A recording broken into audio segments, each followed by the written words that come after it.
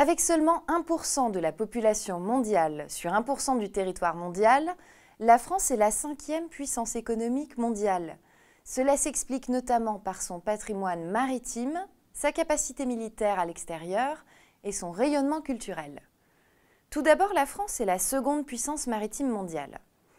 Et cela grâce à ses territoires ultramarins, c'est-à-dire des territoires d'outre-mer éloignés de l'espace métropolitain.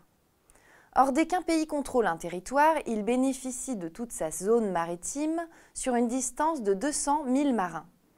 La France jouit donc d'une surface maritime importante.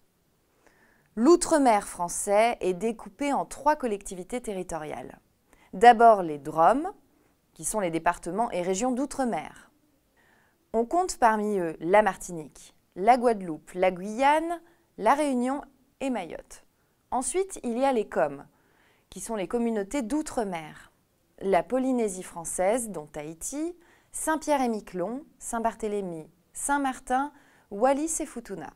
Enfin, il y a les TAF, c'est-à-dire les terres australes et antarctiques françaises, les îles Kerguelen, les îles Crozet, les îles Saint-Paul et Nouvelle-Amsterdam et la terre Adélie, qui constituent les terres australes françaises, alors que les îles Éparses font partie des terres antarctiques françaises.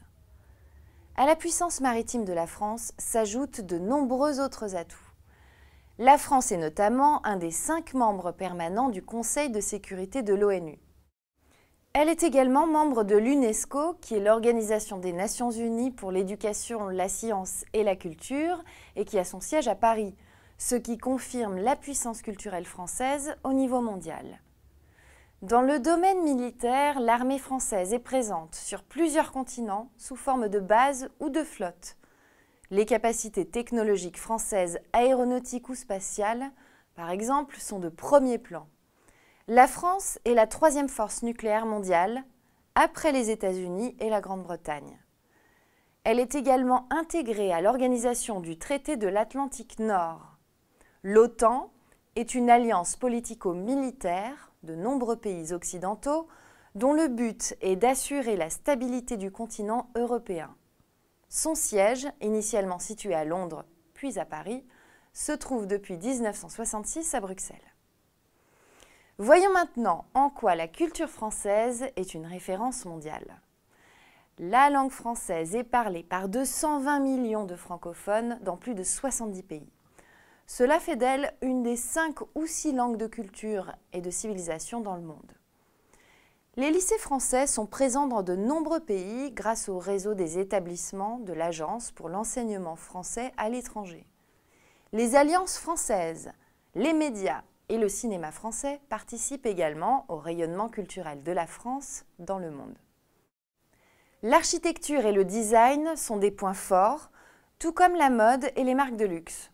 Enfin, la cuisine française est reconnue comme l'une des meilleures au monde. Elle est d'ailleurs classée au patrimoine mondial de l'UNESCO. L'art de vivre à la française est devenu une référence mondiale. Ainsi, nous avons vu que la France profite d'une situation géographique avantageuse et qu'elle est l'une des premières puissances économiques au monde.